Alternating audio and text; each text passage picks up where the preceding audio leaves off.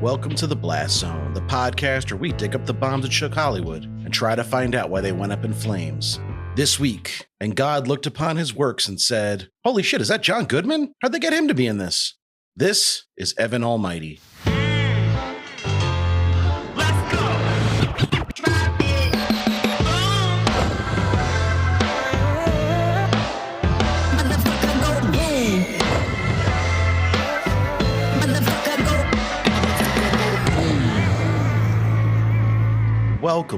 Welcome to the Blast Zone. Welcome to the Blast Zone. We are not a podcast about bad movies. We are a podcast about movies that did badly. That's right. I'm Jon Drake, in-house film critic of my Letterboxd account. And I'm Ian Dukes. I'm a person with thoughts and feelings, and some of them are about movies. Movies like Evan Almighty, which we will unfortunately be talking about today. But before we get into that, Ian, how are you doing this week? Actually, I'm trying to get you a quality answer to that question. How am I doing? And even more important, could I be doing better with the help of medical science? Oh. So after a few years without regular checkups, I decided it's time to go back to the doctor, do a good old deep dive. Oh, that's always scary. I'm going to take whatever tests they want to throw at me, see how I'm really doing. And so it's going to take a little time. Stay tuned. The answer is TBD. Oh, a cliffhanger. Yeah, sorry, cliffhanger. Got to tune in next time. All right. Fingers crossed, all is well. Thank you. I appreciate that. How are you doing? Okay, I guess. I don't know if it's the humidity or just maybe all the barbecue I've been eating, but I've been feeling my joints getting stiff and old. Ooh. Just had a birthday. It's am I getting gout? I'm too young for that. Careful. Yeah. Back off on the liver sausage for a bit and see if that improves the joints. You'll pry the liver sausage out of my cold, dead hands in 6 months, probably. No. Yes, I am trying to eat an anti-inflammatory diet for a couple of weeks and see how that goes and if I feel better afterwards, because I've got 2 little kids, man. I got to be active. Yeah. I can't be laid up with joint pain. Arthritis does run in my family, so I got to be careful. Yeah, definitely. You can't be laid up with the kids around. You need to do things like go on hikes and build arcs. You had to do it. Huh? You had to bring us there. Ian, just tell me what you watched this week so we could finally start talking about Evan Almighty. I've been waiting, and not in the good way. Wait a little longer, because first I watched something not new, but old this week. I watched 1995's Die Hard with a Vengeance. Oh, I love that movie. Yeah, it's pretty good. It's the 3rd movie in the series. Of 6 now, I think they're up to. This is the one that John McTiernan came back for. He did the first one, and they got him back for the 3rd one. He's Blast Zone fave. We've covered him on The 13th Warrior and Last Action Hero. Mm-hmm. And he still had the magic. I was craving an old-fashioned action movie, something that would hold my attention because so many of the things I was turning on were failing to do so. And this movie delivered. It's a classic for its real, practical, physical action. Just the stunt driving through actual streets of Manhattan is something that, you don't get to see that in movies these days. They really did it. They drove taxis around and crashed them through Central Park and whatnot. But even more than the stunts and the action, I was really impressed with how the movie sets up its co-hero, the Sam Jackson character, Zeus. Within a couple short scenes at the start of the movie, we had to meet a new guy. This is the 3rd movie in a franchise. We met a brand new guy and we're with him. We know this is a guy that we want to follow for the next 2 hours. And I love it when a movie pulls that off. It's really engaging and rewarding. I mean, you're preaching to the choir here. I've been a big proponent of Die Hard with a Vengeance for many years. It is my favorite Die Hard movie, not my favorite Die Hard sequel. I would put it above the original even. Really? Not written as a Die Hard movie, written as a generic thriller called Simon Says. That was then retrofitted to be a Die Hard movie. Yes. But I think that kind of freed it from some of the regurgitation of tropes from the first 2 movies. There are some familiar lines thrown in, but like you said, there was no equivalent for the Sam Jackson character in the first 2 movies. So they made a new one. Right. And they had some freedom to get creative in those ways. Plus Jeremy Irons, just fucking great villain. He was so good. He's rad.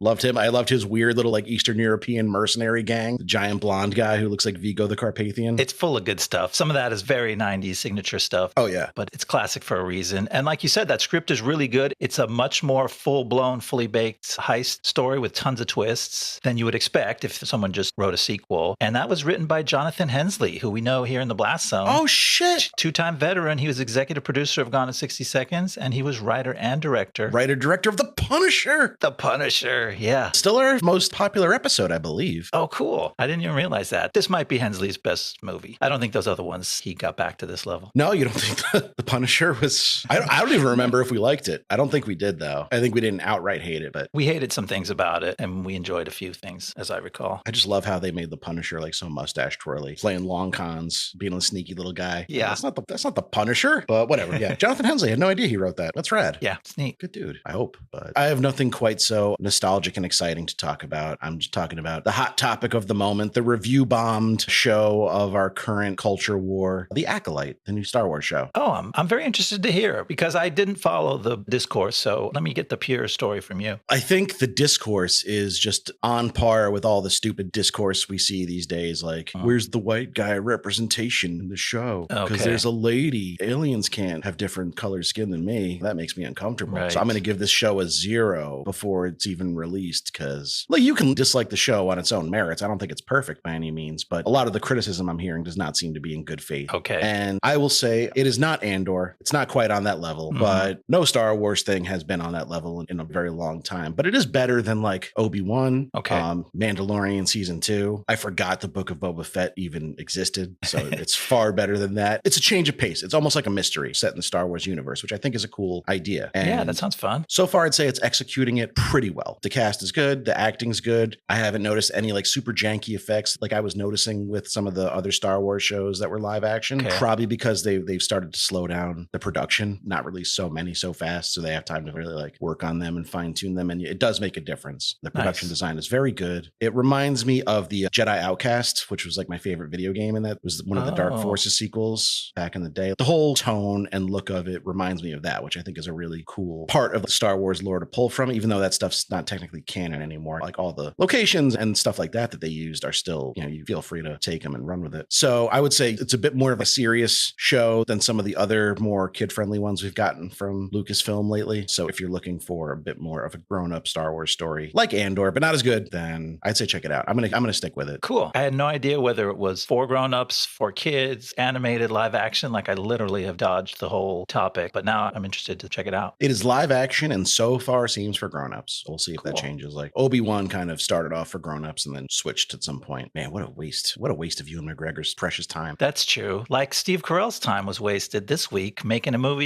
who is that for? Ooh, man, I fucking hate this movie. I think I made my feelings about this movie very clear at the end of the Fight Club episode. And if I did not, I've made them very clear to Ian over text message every day. Yeah, once a day. As soon as John wakes up, he texts me, I hate this movie. It's insulting. The characters are stupid and they assume the audience is too. Is like how everyone making this movie approached it. Which I interpreted in a different way. I'm like, I could get mad at that. And I would have probably if I would have paid money and gone to the theater and was like, I want to see a funny Jim Carrey style, wacky comedy. And then I'd be like, oh, it's for kids. All the jokes are just shock humor. There's very little to relate to. The experiences of the people in this movie are not relatable. They're just acting in a certain way to set up comedy things like guy hitting his thumb with a hammer. And then that's the joke. Right. Steve Carell in this movie is essentially the guy in the first like 10 seconds of any infomercial ever. Like everything he does just goes horribly wrong. He'll open up a cabinet and like plates will just fall on his head. Like, whoa, don't you hate when this happens? That's him. He would have been, even that would have been funnier though, if it really was infomercial level. Yeah, I think we see him hit himself in the thumb with a mallet like 4 times in a row. Back to back. Do you have Meniere's disease? Do you have no balance? Is your center of gravity like off? How do you miss that many times? The big fucking mallet. It's embarrassing is how I would describe this movie. And not for nothing, my main thesis as it relates to this movie is sure, if you want to make a Christian movie for little kids, I guess have at it. People seem to like the VeggieTales, but that's true. Why the fuck are you making it in this universe and like bending over yourself to make it fit into this universe even when it clearly doesn't? Like Bruce Almighty, I know you've never seen it. That will come up a couple times, but it's PG-13. It's certainly not an Apatow verse type of comedy where there's F-bombs being thrown around or whatever. But most of the jokes I remember, like when he first discovers his power, is just like being a little perv with it. Because basically, to give the listeners who haven't seen Bruce Almighty and Ian a quick update,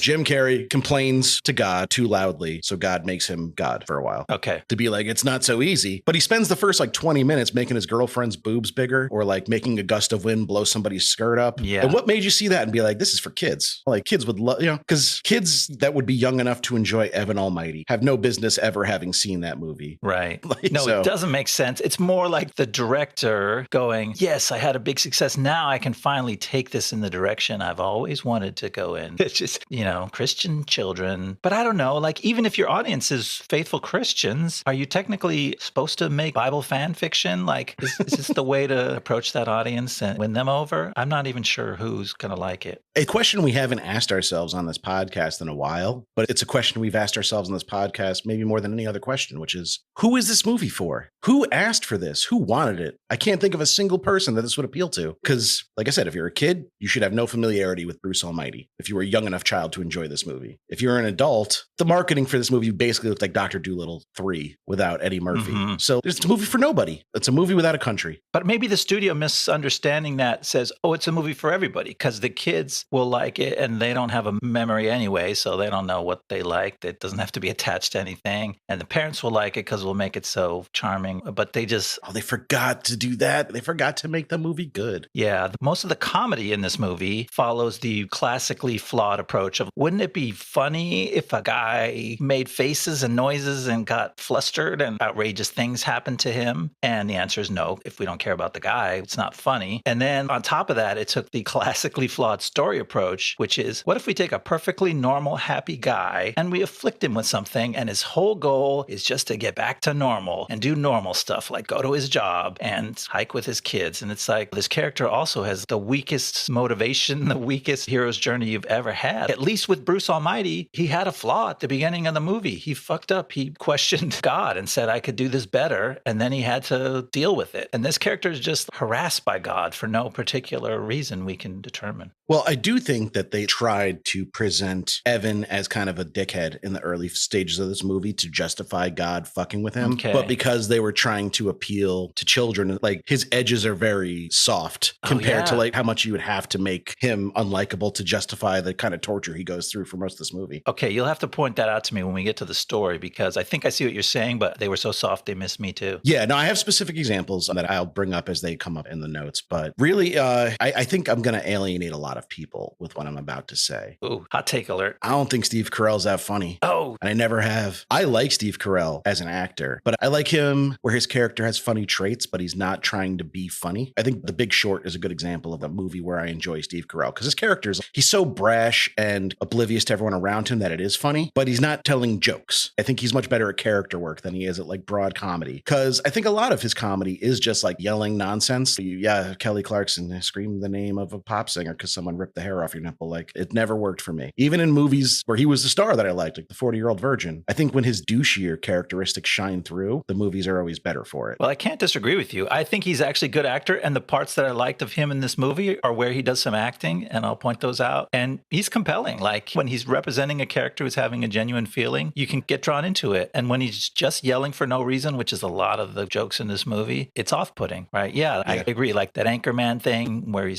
was just like the shouty guy. It's not the fun. Yeah, Brick Tamland was always my least favorite of the four. Exactly. Of the original News Team. And I'm not saying he's a bad actor. I'm saying I don't think he's funny. So having him spearhead a comedy, which is missing all the things we all look for in a comedy, like jokes and humor. Yeah, that would have helped him. Let's concede he would have been funnier if the comedy was funny. And there are some decently funny lines in this movie. Like, you got to think Wanda Sykes was doing some punch up. Yes. I feel like her character gets all the best lines. She does. But yeah, none of the jokes, none of the funny moments in this movie are because of Steve Carell's performance. They're all pretty much in spite of it. That's true. He's going through a nightmare. Like, his character is having a real fucking terrible time. It's Evan Baxter and his terrible, no good, very bad day or days. Yeah. But do you want me to explain how this abomination was brought into our lives against our will? This movie sounds like a mess. You got to tell us how this thing happened. It's honestly less messy than I expected.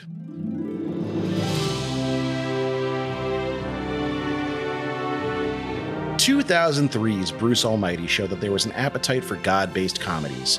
The $80 million Jim Carrey, Jennifer Aniston, Morgan Freeman vehicle took in damn near $500 million, even beating The Matrix Reloaded at the box office. And when Carrey and Aniston declined to return for a sequel, what do? Well, you certainly don't replace Carrey and Aniston with Steve Carell and Lauren Graham and pull a script out of a desk drawer you bought a few years ago for $2.5 million and force it to be the sequel. You replace Carrey and Aniston with Steve Carell and Lauren Graham, and you pull a script out of a desk drawer you bought a few years ago for $2.5 million, and you force it to be the sequel, goddammit. Yeah, maybe you're right. Working from a script from relatively unknown writers Bobby Florsheim and Josh Stolberg called The Passion of the Ark, Sony and Universal Pictures, who were co-producing producing the movie, brought on Bruce Almighty director Tom Shadyac and Bruce Almighty scribe Steve Odekirk to warp the ARC script into the same universe as their previous film. Nothing like starting a movie project with a freshly warped script. This proved a tall order, and Odekirk quickly threw out the previous script, starting from scratch. CARELL had a minor part in the original as a douchey co-anchor of Bruce's named Evan, but his star had continued to rise since that film's release, and he was given $5 million to reprise his role, if you consider keeping a character's name and nothing else about them reprising a role. I gotta think about that.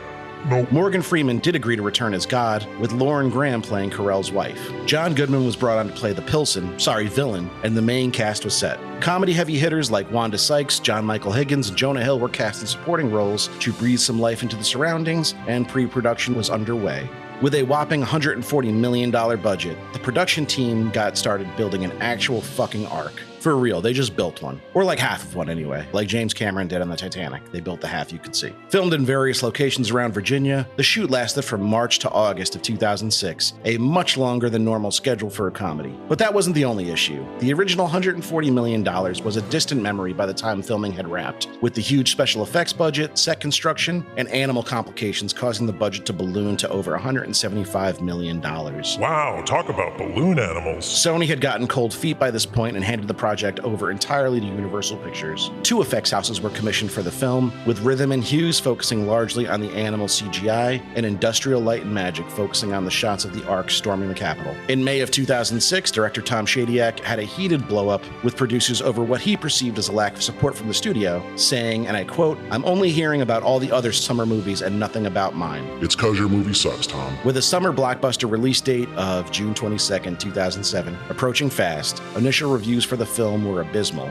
as it holds a 24% on Rotten Tomatoes. It opened to $31.1 million on just about the widest release possible, playing at 5,200 screens. Boy, I tell you, with that many screens, you could keep all the mosquitoes out of Florida. With more than double the budget of Bruce Almighty, it would open to less than half of that film's opening weekend of $85 million. It's now mostly known as the movie Steve Carell wants you to forget. Actually, that's probably Welcome to Marwen, but this is bad too, though.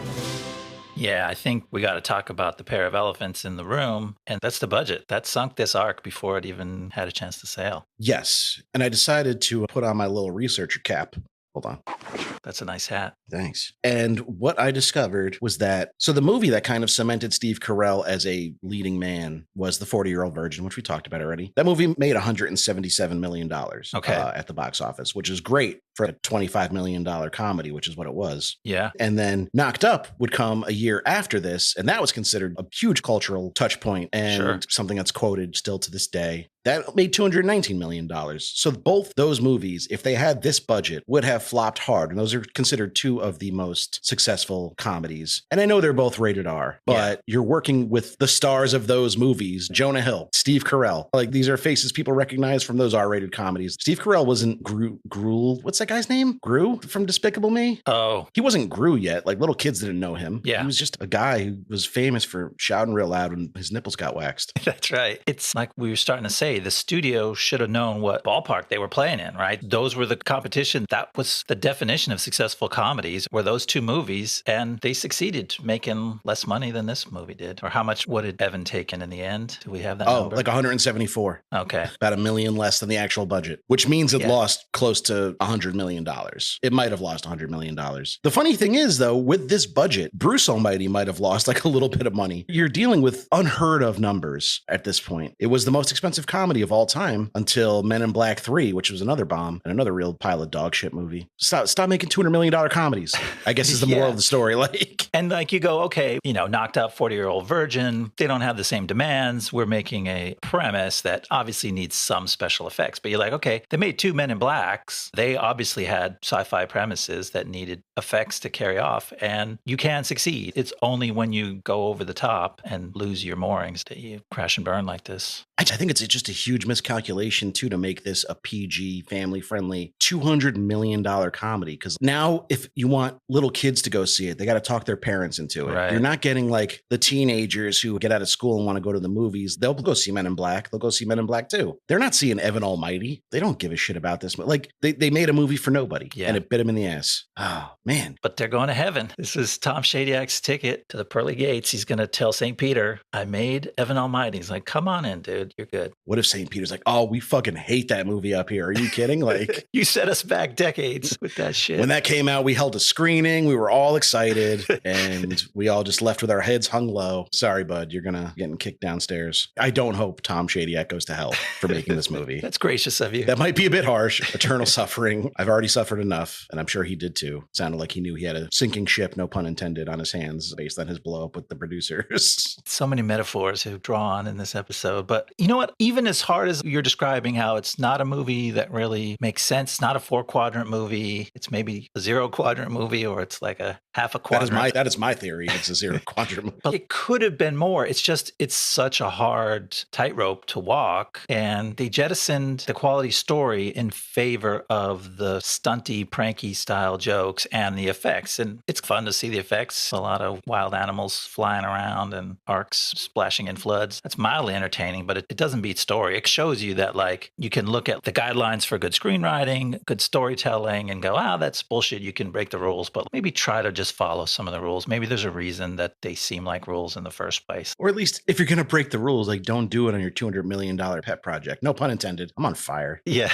So many animals. But my point is, a story works when you learn about a character and then you see him, that specific character, going into the specific situation that the movie sets up, and you anticipate the problem. You go, oh no, this guy has to deal with this situation. And oh my gosh, that is going to be such a big thing. There's going to be fireworks. And this movie almost intentionally avoids that. Mm-hmm. It's just like, the guy is so normal. He has so few quirks. He just wants to be allowed to be normal. He just wants to go to work. And it's boring. There's no character comedy. And that's why all the jokes are just kid stuff, just zany hijinks that aren't interesting. Just want to make sure Tom Shadyac's alive. I just said I'm going to send him to hell. Okay, good. He's alive. He's not that old. No. So we got some time. He did have health problems, though. So shit. All right. What do you say? Should we start getting into the story? Yeah, we might as well. All right. Here we go. Evan Baxter, played by Steve Carell, is a TV anchorman from Buffalo who was just elected to Congress. So he moves to a new housing development in the DC suburbs with his wife, Joan, played by Lauren Graham, and his 3 young boys. He's starting to settle into his new life and enjoying a great office thanks to friendly senior Congressman Chuck Long. The only problem is that Evan starts encountering strange coincidental references to the number 614, which he eventually connects to the Bible's Book of Genesis 6:14. That's the one where God tells Noah to build an ark. Evan wants to ignore the sign, so he tries to focus on co-sponsoring a bill at work and on being an attentive dad at home. But God himself, played by Morgan Freeman, stops by to drop off some tools and some wood and tries to convince Evan to heed his command. My first question, why is it the same character if he's changing jobs in the first fucking scene of the movie? Like, that's how everyone who saw Bruce and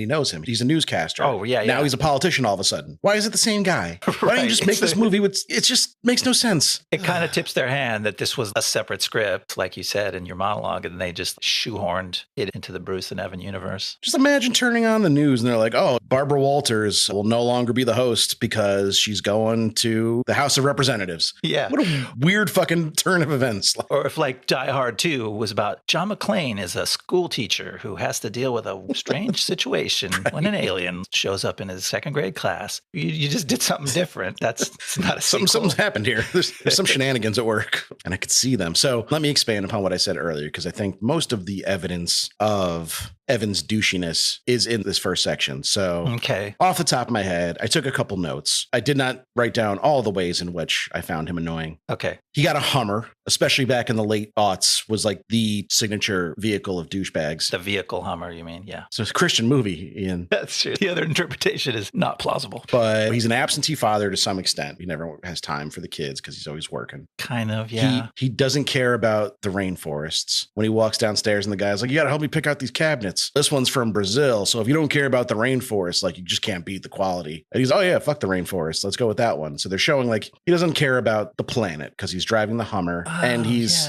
disregarding the rainforest. And by the way, that builder, the contractor he's working with, Brian Howe is the actor. I seem to remember. Oh yeah, he was in Justified. Justified crossover of the week. Boom. Oh damn. He's one of the bumbling FBI agents investigating Raylan when they try to frame him for murder. And he's the one who called out the coolest line in the history of television. A few episodes prior, Raylan takes a bullet out of his gun and throws it at a guy. Oh. Like, it goes like that, boop. And he goes, next one's coming faster. Nice. That's a super cool thing to say to somebody. But they were like, we have this bullet in this guy's body and it has your fingerprints on it. How would your fingerprints get on a bullet that this guy had? He's like, oh, because I threw it out. And when he tells them the story, Brian Howe, who's just like, man, that's the coolest shit I ever heard. And they just let him go at that point. Say no more. There's a little more to it than that, but that's the gist of it. And I remember being like, I would react that way too. Hell yeah, man. Fist bump. Get out of here. You're free to go. No, he's exonerated shortly after, so it's not a big deal. So I didn't connect those things, but now I totally see what you mean. They made a feint. They made a little move in that direction of let's make him Bruce style. Let's make him a jerk that deserves a big comeuppance. But honestly, that was so washed over by actually his earnest attempts to try to like have a nice family life, be good to his kids, drown that out. So I had totally forgotten his little quip about the rainforest and all that. Like it. Right. They were scared of giving him any real edges. So we get this kind of wishy-washy tone where he doesn't come across as a great family man or a bad family man. He's just kind of there and it's not compelling for anybody. Yeah. And he's excused because he's put upon he's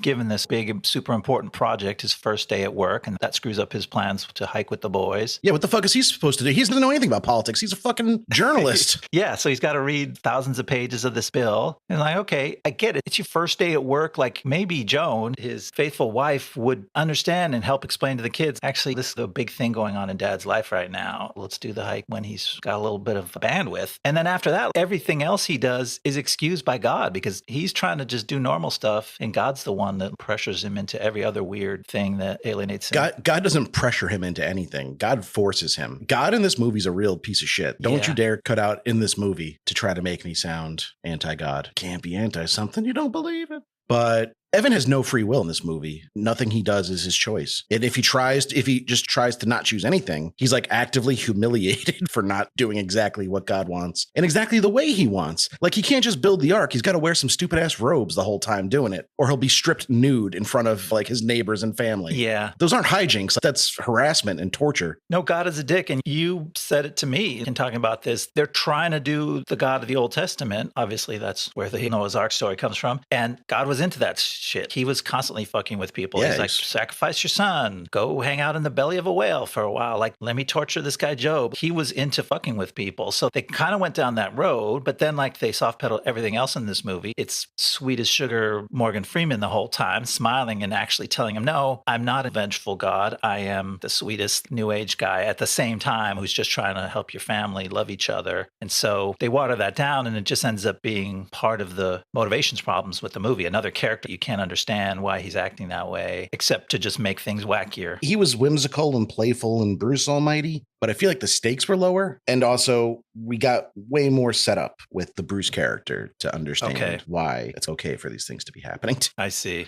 And there's also like a big moment at the end where I think he's able to undo a lot of the things that happened while he was God, quote unquote. Okay. It's been a while since I've seen it, but I think there's like a moment where he wakes up and like kind of his life's back to normal. It's like It's a Wonderful Life thing where it's like, oh, you see how hard my job actually is? Don't you feel like an idiot for saying you could do it better? Blah, blah, blah. Whereas in this one, it's like, no, everyone still saw him naked on his front lawn because he tried to wear a suit to work. But now they love him because he saved the community. And then now he's a shining example of how families come together and love each other. Sorry to spoil the movie. I just gave away the ending. So let's talk about some of the supporting players in here. We talked about Morgan Freeman here. He thinks he's being adorable, but he's actually terrifying. We've got John Goodman as Representative Long, kind of sleepwalking through this role. We never get like the bellowing John Goodman you hope for in a villainous role. Yeah. He's doing a bit of a Pilsen. He's a little too measured. He's measured because they also soft pedal his character, right? They don't let him get too overbearing and frighten the kids. So he's ambitious, but he's pretty much friendly. Even in the end, when he's exposed as devious, he's just like really sorry about it. And yeah, he made some money by getting national parks off the registry, I guess, and like able to sell the land. Like developing the land. Yeah, something about that. They don't spend a lot of time on that. That's like the 8th most evil thing any politician's done like today. You got to try harder than that to make him the villain. But yeah, he's just okay. I mean, Freeman, Goodman, Lauren Graham, all fine actors. Lauren Graham has a very, like, her acting is above average in this movie, I would say, but she just is saddled with the most nonsensical character. But I think we're getting a little bit ahead of ourselves if I get into that right now, because that's really a second act problem. Okay, sure. We'll get to that. But what do you think about Evan's trio of staffers? Like we said, Wanda Sykes, she got a lot of the best lines. She was pretty much the MVP of the movie for me. Yeah, just like, thank you. Somebody made me laugh in this movie. Thank you. Somebody remembered to bring jokes and she just thought of them on set probably. I think I'm going to get in trouble for this one too. Like I said, I don't think CARELL's funny. John Michael Higgins, I don't think he's not funny. I just think he's around this time specifically, he was playing the same character way too often. And it just became a little fatiguing. You know what I mean? Like he's always like a neurotic, high strung underling, like is how I would think of him. Yeah. No, they definitely cast him to do his John Michael Higgins thing, which he does. And he does it serviceably. I feel bad when I see actors in a movie like this where the script's really bad. I always feel bad for them. And I see all of them, they all kind of came together and did their best, just like Evan Baxter's family, despite being pressured from forces bigger than them to do something they didn't understand. They all tried. And they made a movie. I can't think of anyone except Jonah Hill, but that came later, who like people have said they're unpleasant to work with about any of these people. It had to be a decent set to be on. Yeah. I'm sure they were having a good time, and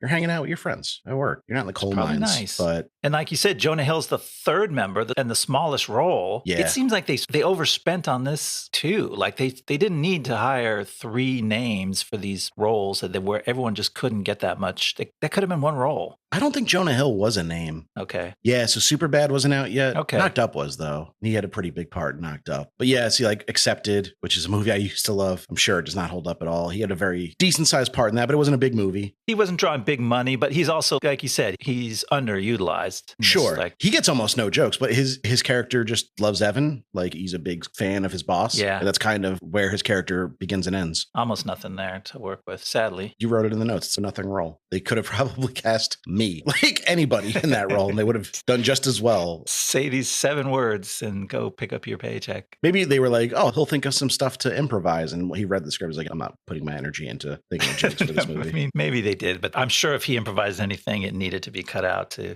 retain the goodly audience on board. I don't know. Have you seen Wanda Sykes stand up? It gets pretty raunchy. Yeah. No, she kept it in line. She did everything she could within the constraints of this movie and got some funny jokes off. Yeah, I don't think Steve Carell made me laugh at all in this movie. No. Things keep happening to him that might be inherently comedic, but I don't know. He's not the catalyst for any of it. He's just the vessel. And it's not for lack of trying, but like all of his punchlines are him, making his noises, and he's good at all those face noises and various overreactions that he does. But they're all like too soon. It's like, too soon, dude. You didn't set that up. Like, we just saw this bird fly in and you're having a crazy attack, and it's not funny. It's out of proportion and not set up. And so none of those things are funny. Like I think you pointed out here, right at the beginning, before we even know this character, there's a 40-second montage of him trimming his nose hairs and just making faces. It made me want to choke him. It's so bad. Yeah. It's maybe the worst thing in the movie because it's the ultimate unjustified, unfunny, unrelated to anything moment. It's just him all up in your face, making faces and noises. He's got a big schnoz. Like, I don't need to see it. I don't need to be inside his nose. He's actually like brushing it with an old-timey barber's brush, like inside his nose to get the shaving cream up there. Yeah. Who shaves the inside of their nose? You get some trimmers up in there. I think that was the joke. Like, he started with the buzzy trimmer and that wasn't enough. And they thought it was funny, but I didn't like that scene. I didn't like it at all. No, but that to me is the perfect example of the kid stuff. Like, a kid will laugh at it because it's just, oh, it's a guy. His nose is in your face. You're not supposed to do that. You're not supposed to see that. It's gross. Not me. As a child, I appreciated satire Thank you. and subversion of expectations and none of this nonsense. Yes, thank you. You're more cultured than the rest of us. Should we move on and see what parts Evan shaves in Act 2? Oh, God, he shaves. He does so much shaving in this section. Literally, it's like a good 10 minutes of the movie is just Yes. having beard issues.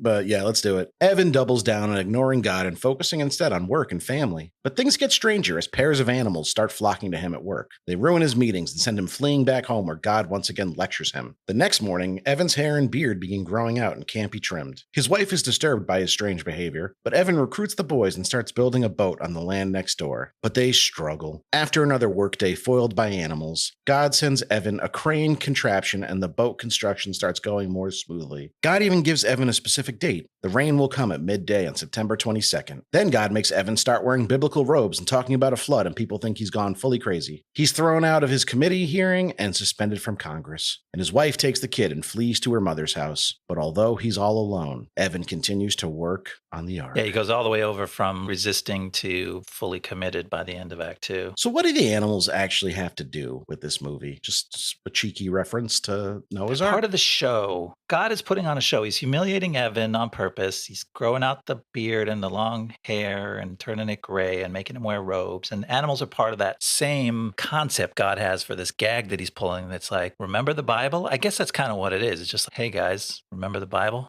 That was awesome. In the words of Tony Soprano, remember when is the lowest form of conversation, and this is the lowest form of filmmaking. Just references to the Bible of all things. Which, by the way, for a guy who seems pretty secular, he got the Genesis 6:14 connection super fast. He sees a time in a few different places. He goes, give me a Bible. Yeah, they rushed that part. He doesn't even know how to pray. In the first act, he's like, hello, which is a scene I've seen done plenty of times in better movies where they try to pray and don't know how. Okay. Can't think of any right now because I'm so mad. Yeah. Just my brain is on fire. That whole first part was about 6:14 was the sort of the main thing that God was bringing in the first act. And then he shows up at the end. And then act 2 is about animals and like hair and wardrobe, Beards. right? Like escalating hair problems. So here's my main issue with the movie overall. And I know I've probably said that a few times. And we got an email from a listener, Matthew, who pointed this out as well. Thank you, Matthew. There is clear, concrete, visual evidence that supernatural things are happening to this man beyond his control. Yep. He shaves one side of his face. By the time he has time to shave the other side, that first side's grown back. Yeah. Animals are literally stalking him. And his wife is just like, you're stressed out because of your job. Maybe you need a break. Yeah. It's like, she's like, is this a midlife crisis? It's like, no, honey, it's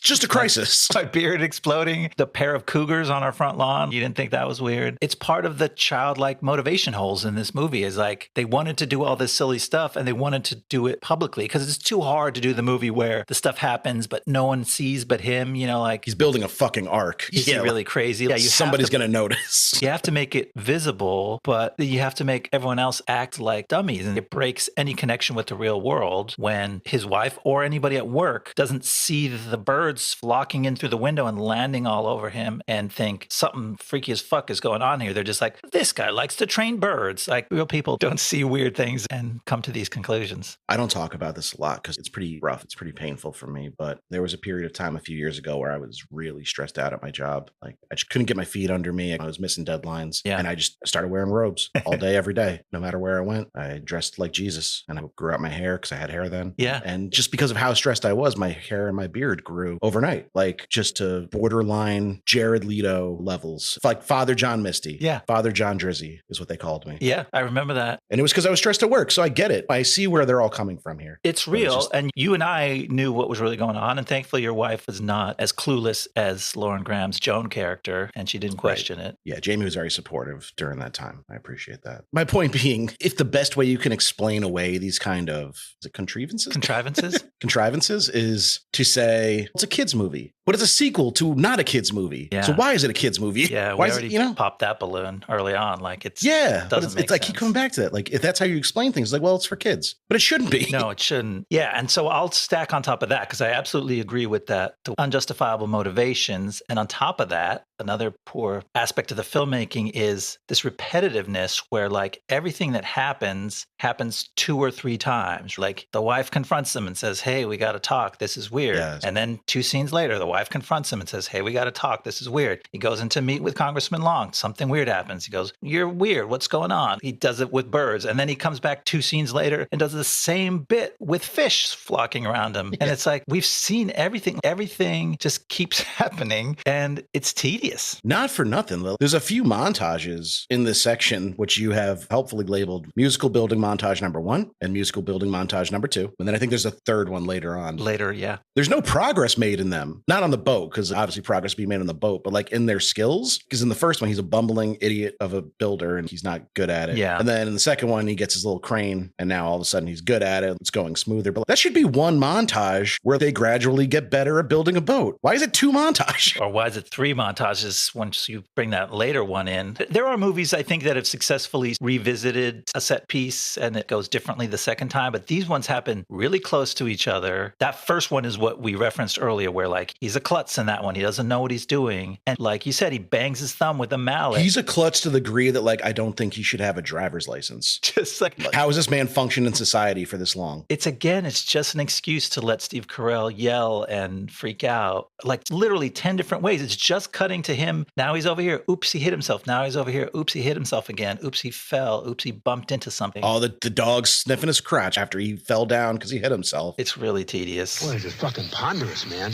Ponderous, fucking ponderous. And it's really unfunny. That's where I'm like, this is aggressively unfunny. I know you were not feeling favorably about the movie at any point, but that's where I really turned on it. I'm like, stop with this. It's too much. Yeah, and again, it's just insulting to the audience. Everything about this movie is. And can I point out something that I thought was good at the end of Act 2, if we're ready to almost wrap up this section? I'd be very shocked if you could think of anything, but go for it. Give it your best shot. So the third time he has an important meeting with Congressman Long, and this time it's with the full committee and a full audience in attendance to announce the bill. Evan has the character giving in moment where like he's been sort of resisting God, although he's been building the ark and he didn't want to wear the robes and he was trying to hide his hair. And now he actually has to face everything and actually be an earnest advocate for, hey, there's a flood coming. God told me. It sounds crazy, but I believe it. And he tries to tell everyone that. And that's where Steve Carell is acting. We talked about it earlier. He's not joking in that scene. He's acting. He's being serious. Yeah, it is good acting. And I'm like, oh, like I'm actually getting the message of this movie. And it's a Christian message. Let go and let God and yield to God's wisdom. And he works in mysterious ways, but just go with it kind of thing. And I'm like, oh, this movie for a moment almost sold me on its core Christian message when they let Steve Carell act. But that was 90 seconds. Are you saying Steve Carell's such a good actor? He restored your faith in Christianity? He did. He's like a one-man. He's a one-man crusade. That is high praise. But no, I will not cast you down for this take. I do think it is solid. And like I said, I don't just like Carell as an actor. I just like him as a buffoon. And so he's dropping that kind of buffoonery for a hot minute. And I think that's one of the things I really liked about his performance in The Morning Show, season 1 only. Okay. Is that he's playing a character who's a co-anchor of a morning show. And if you've seen a morning show, like they're pretty goofy. Yeah.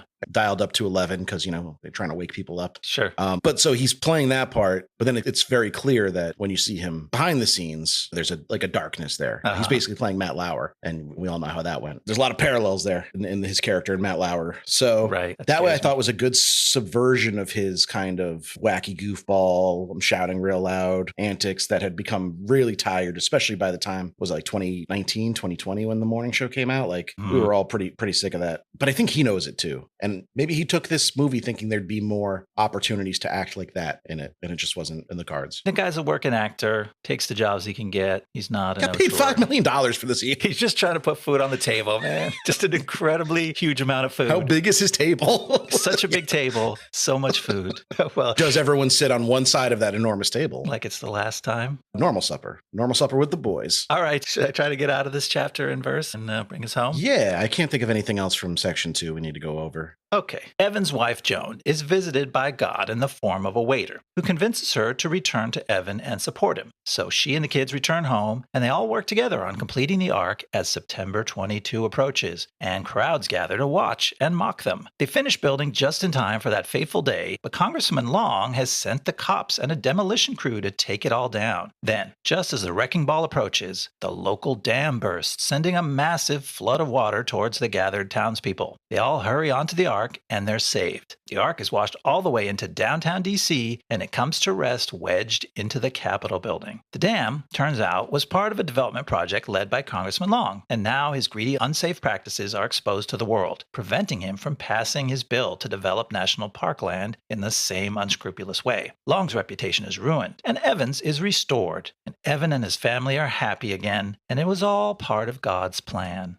I take issue with something you wrote here into the synopsis. You said Long has sent cops and a demolition crew to take it all down. It appears he sent 2 cops, and one of which, that's Asac Schrader, and you can go fuck yourself. So have you seen Breaking Bad? Yes. That's Hank. Yeah, that's Hank. He brought some gravitas to a tiny, weird, dumb little role. No, it was good seeing Dean Norris. I don't know if this was pre-Breaking Bad or maybe mid. I don't care to look it up either because fuck this movie. I'm not wasting any more of my bandwidth on it. But another one of those actors that was like too good for the role that they shoveled him into. Yeah, and then how long would it have taken to flood that valley with just rain? Weeks, probably. So there's a whole misdirect that everybody, including Evan, thinks that the flood is going to come from the rain. It's going to start on midday on September 22nd. But it's a trick, a little fake out, a little head fake with rain. Because, yeah, that was never going to flood the valley. It was the dam the whole time. So, like, it starts drizzling and Evan's like, get on the ark now. Yeah. Like, if that's the rain, like, you guys could probably go home and have dinner, go to sleep in your own beds, and then come in the morning and get on the ark. Like, you'll still have plenty of time. Go home and pack. Start thinking about what to pack. We're leaving next week. 2 suitcases per person only. Yeah, it did not seem very dire. And then couldn't God have given Evan like some welding gear and just some big metal pipe? Like he could have just reinforced the dam and then you wouldn't have to destroy all this land. Yeah, trying to figure out the logic of, so why did God handle this problem this way? You're going to give yourself a brain aneurysm. Like everything in this movie, you and I said it offline, the Lord works in mysterious ways is an explanation for every fault in this script and poor choice they made and inexplicable plot twists and character motivations. It's like, well, God's just weird like that. Like, why didn't he address the dam? Yeah. Why did he bring the animals? Like you said, they don't do anything but just like... They don't factor into it at all. No. And then they all live, obviously, but now they're in DC. Fuck are they going to do there? Literally none of those animals would have been in danger unless God brought them there in the first place. Yeah, I don't think a flood in rural Virginia is going to affect like the elephant population too greatly. I know there's the butterfly effect and everything, but I think we're good for a while. He was literally putting them in harm's way to stage his goofy stunt. Yeah, what if Evan just ignored it? Now God's killed all these animals for no reason. I think God would have eventually just started using Evan as a puppet to build the ark. Yeah, based on how little choice he gave him in the matter. He would have just started doing it through Evan. Straight up Weekend at Bernie's him and drag him around. Yeah, the ark, I have to say, one other positive thing. The ark looks impressive once it's framed up. There's these big sweeping shots. You're like, oh, that's a big ass ark. And then when it's built, it's impressive. So you're like, okay, they spent some budget on making this look cool. And then the flood happens. You're like, oh, the flood doesn't look that good. And that's ILM. ILM did that one. They were brought on, they're one of the best ever. It's not terrible. The other one was called Rhythm and Hues, which is that your name of your company? That's what you're going with? That's what they went with. I feel like I've heard that name a lot. I don't think that's like a startup that flopped because the name's... No, they're not like a rinky-dink effects house. I just think you could have had a better name. They spent their money on doing the effects right. The animals were convincing. But yeah, the flood was good enough for a goofy comedy, but it's like, well, they should have scaled a lot of things down to the good enough level, saved some budget, and maybe made money. How about that? They would have to scale it way down to make any money. Yeah. With Bruce Almighty's budget, this movie would have lost money. You could literally cut the budget in half and still not be close enough. They just went overboard, so to speak. But yeah, we were talking about trying to justify God, and you go, he just works in mysterious ways. And even God doesn't understand himself, because at the end, they get Morgan Freeman to explain, not Morgan Freeman, the actor, but as God. He tells him that the whole time the ark was code, and he goes, ARK, it's for act of random kindness. And it's like, buddy, that doesn't make any sense. Nope. That wasn't a random act. That was a specific act, and he was done under duress. You keep saying he was literally forced, and it wasn't an act of kindness. Act of faith would be a better description, like do something that you don't understand why you're doing it, and it's outrageous. But who is that kind toward? Like, it doesn't even click as a sentence that makes sense. A random act of kindness is like when you pay for the person behind you in the drive-through lines coffee. Yeah. Unless they do the whole 55 burgers, 55 fries thing. Yeah, you got to watch out for that guy. Building a 400-foot-long ark or whatever is not a random act of kindness. It's an act of insanity. Yeah. And if you're talking about the effect that it has, saving your community from natural disaster or saving the country from the disaster of this bill getting passed and the national parks all turning into real estate developments, those are also not acts of kindness. Those might be acts of heroism or great environmental activism. Yeah. Yeah. Where's the kindness? I don't know. Are we the crazy ones trying to make sense of this? It's possible because this movie was made for nobody, and it might have been made by nobody for all I know. Like, I know it predates AI, but it feels very much like a fucking AI generated movie. You know what? You're right. Now looking through that lens, we see what AI comes up with. This is like the model. This is what they're training the large language models on. Yeah, the AI has only watched this, and they're like, write me a script. Fucking A, man. This movie sucks. Yeah. I mean, that's Evan Almighty. Do you want to hear a little bit about where the folks involved ended up? I guess we might as well. We got this far. So let's talk about Shadyac. You know what his first job was in Hollywood? No. He wrote jokes for Bob Hope. Wow. That is the coolest job. An old-timey ass sentence. That is a cool job. No, I love that. Bob Hope was my first comedy hero when I was a little kid. He was already very old, but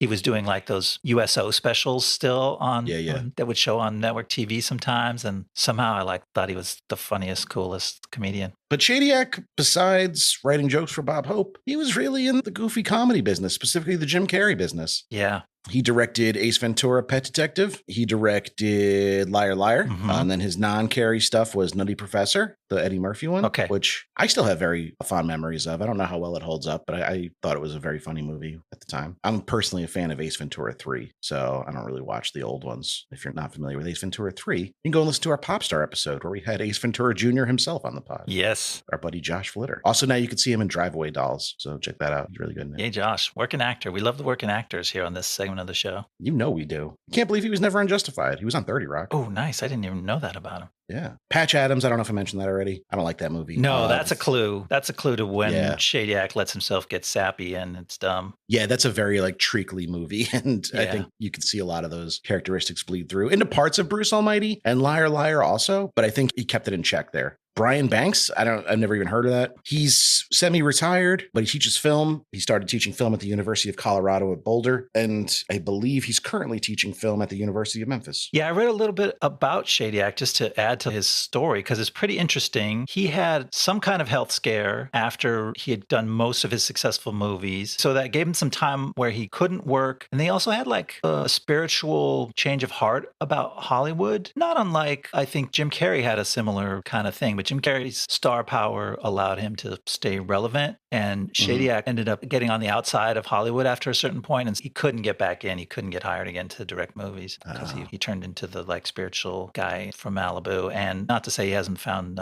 positive things to do. Spiritual guy from Malibu. I feel like you're describing Chris Pine. Okay, yeah. Lately. Look what Pine's doing. He may be working himself out of Hollywood with Pool Man. I every night I look at it and I'm like, is tonight the night I'm going to watch Pool Man? It never is, but one of these days it will. Not one of these days. But he's certainly qualified to teach film. Sometimes you hear about these guys like he directed one commercial for Folgers like in the 80s and he teaches film at like so like Tom Shadyac's certainly a big name for most universities to get for their film departments. That would be rad. If that was your film professor, you'd have a million things you could learn from him. And I like some of those movies. Not all of them. He certainly knows how to make a movie. He forgot briefly in 2006. And Steve Odekirk, he's another comedy guy. Worked very closely with Shadyac throughout their entire careers. He wrote Ace Ventura, but he also wrote and directed the sequel When Nature Calls. So I think that was his first directing gig. He wrote The Nutty Professor. He wrote Patch Adams. He wrote and directed Nothing to Lose, which was a Tim Robbins and Martin Lawrence buddy comedy that I remember being like a little crass for Shadyac. So that must be like, he might not be as like spiritual. Like I think when he breaks free from that creative duo, tends to cut loose a little bit because he actually has something on his resume that I believe we're both big fans of. It said he wrote and directed Kung Pao, Enter the Fist.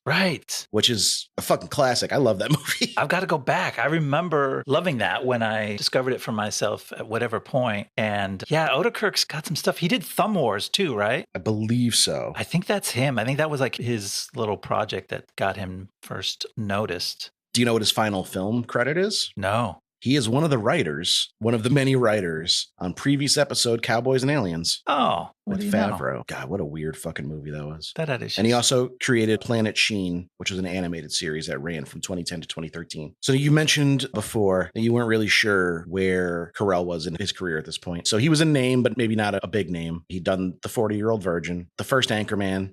Which was, I think, was a bit of a surprise hit. Like it became such a cultural touch point. I don't think people really expected that. People still quote it to this day.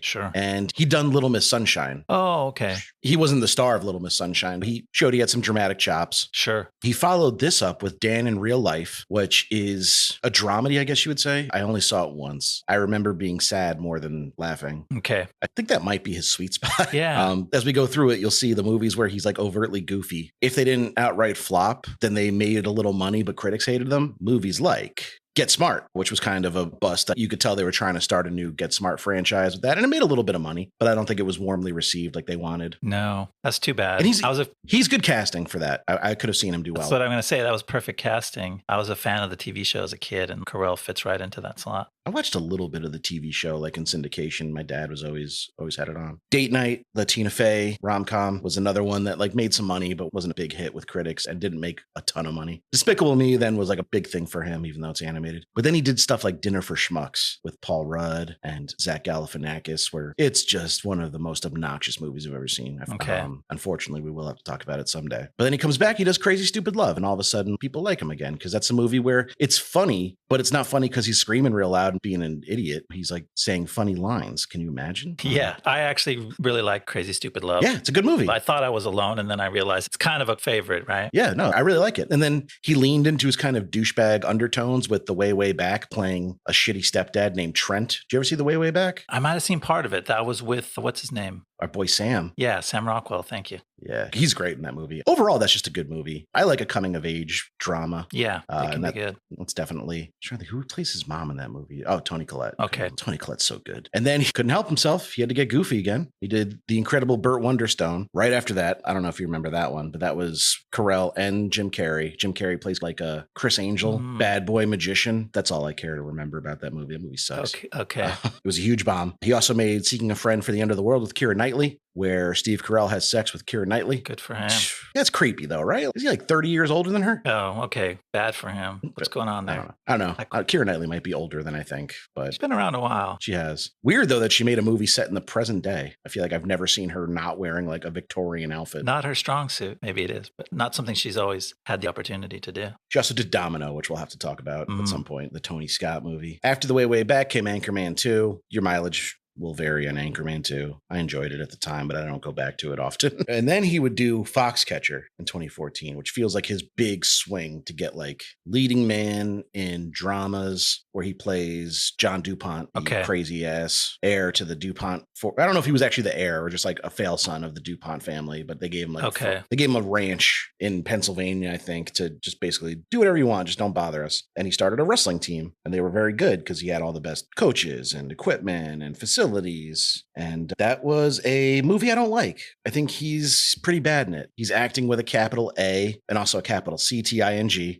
Like he's swinging for it. But it does have Mark Ruffalo as Dave Schultz, and he's doing some investigating that. He's investigating, why is my benefactor so insane? And he finds out when he gets Yikes. I never saw that. I heard it was rough, and I'm like, oh, I don't know if I'm ever going to be in a mood to watch that. I think there's a documentary that I'd recommend instead called Team Foxcatcher, which tells the story, but less dramatically and is just better. It works out that way a lot when there's both a good documentary and a dramatic reenactment of the same real life story. Often you're like, just watch the documentary. Yeah. The truth is stranger than fiction most of the time, or more interesting. And then The Big Short was 2015. And I think that was his real breakout as a dramatic actor. Because I think he's quite good in that. And then he's done some good stuff since then. He did Battle of the Sexes, Asteroid City, the first season of The Morning Show. But he's done some bad stuff too, like Vice, Welcome to Marwen, and the second season of The Morning Show. Mixed bag. He was in Space Force, which I think was a flop for most people. It was heavily hyped and then a little underwhelming. Yeah, I didn't know that was a real movie. I thought that was a show. And it was like one of Max's first shows. It was a show. Okay. Yeah. Then he did The Patient with Donald Gleason, a two-hander. Like they're the only two actors in it, and the episodes are like 11 minutes long. He's a therapist. His patient's a serial killer who locks him up in the basement. Good premise, kind of boring. Yeah, weird. He's got Despicable Me 4 in production. I think he runs like a candy store in Maine or something. Like he just lives a very low-key existence, or like Vermont. Like he's doing that lifestyle. Compare that to Morgan Freeman. Yeah.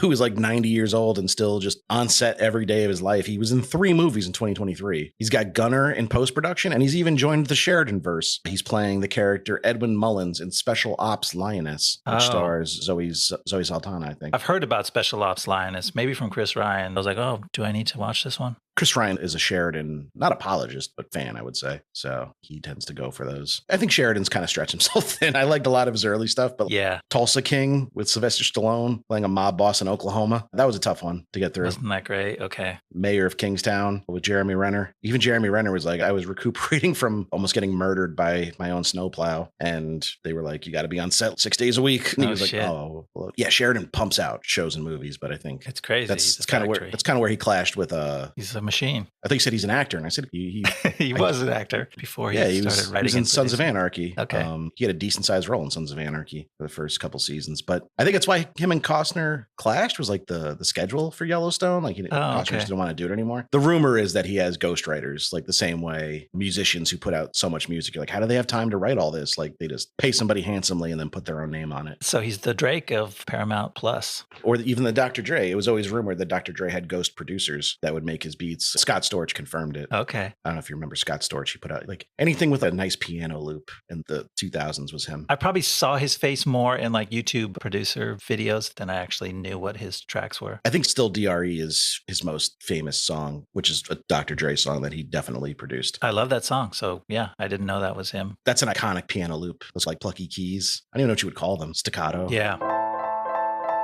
Still rocking the khakis with a cuff and a crease. Me too. It's because I'm 5'8", and they don't sell them in length 29. And you still got love for the streets. I do still got love for the streets. Lauren Graham has played the wife in a lot of lame dramedies, which is sad because I always liked her as an actor. I liked her on Gilmore Girls. I didn't watch the whole thing, but what I did see, I thought she was really good in. And she was like the crush of a generation. Like people of a certain, like just love her. Yeah. And I see why. She's very charming. But she was never really able to transfer her TV success over to movies. So she's best known as Lorelai Gilmore, of course, but she also also did Parenthood for over 100 episodes. So she's getting double syndication money. Wow. And then that's nice. That must be good money. That must be really. I mean, syndication exists anymore? Is that money still going? But it did closer to the time of those shows. Yeah, I'm not sure if it's still a thing. But there are shows that have just been on for 8 years at this point that you've never heard of. It's so weird. Like I was like, oh, I wonder what the guy who played Schmidt on New Girl's up to. And he's been on a sitcom for 7 years. That's wild. That's insane. Working actors. We love them. We do. And then she also popped up on Zoe's Extraordinary Playlist, which I liked. I think it's underrated. I'm a big Jane Levy fan. She's great, and she's the star of that, so I was already mostly on board by the time I watched the first episode. But it was very charming, and I don't usually go for like musicals, but it was a good time. Must be good. I'm trying to beat the John hates musical allegations. I know. That goes a long way. That's the first time I've heard you earnestly appreciate something musical. Not something musical. I like music. We talk about music a lot. Not the world of music, but the world of musicals. Yes. She was on the new Mighty Duck show, but that got canceled. Okay. And she's been working sporadically as a writer. She writes both novels and screenplays. That's admirable. So is it time to drop the curtain on our next episode? Drop it on me and I'll crawl out from under it and look at what we're supposed to watch. I'm excited for this one, both for the movie and for the guest. Nice. We're going to be doing The Fan, which was the Wesley Snipes, Robert De Niro thriller about an obsessed baseball fan from the 90s. It's baseball season. We're right in the heat of things. Boys of summer. This is their time. We're bringing back an old guest, old in age. And since the last time he's been here, no, he's not that old. It's regular Mike, our buddy from Meteor Man. Yeah, regular Mike. I can't wait to talk to Mike again. That was a very fun episode to make. If you guys haven't listened to our Meteor Man episode, it's way back in the beginning of the show. I think it's like episode 10. Mike is a longtime friend of mine, very funny dude. And he's been asking to do The Fan for a while. Cool. So very excited to get this one in the bank. And I'm excited to watch it. Killer cast, and somehow I missed it. I can picture the box cover, but that's it. So I'm going in cold. I think I might have seen parts of it, but I can't remember sitting down and watching it. And I was a huge baseball fan as a kid, so I'm pretty shocked I never got around to seeing this. That's neat. I love all these threads coming together. Our boy John Leguizamo and Benicio are in it. Wow. This is going to be a masterpiece. Are you kidding me? I can't wait. Don't miss this one, folks. All right. Thank you guys so much for listening. Please remember to rate, review, subscribe to the pod. You could do it on Spotify, Apple. This might be the only two things left that you can give ratings on. But give it a try. Poke around in the app. If you see the option on your app, be sure to do it. You can email us, blastzonepod@gmail.com. We love getting the emails. We do.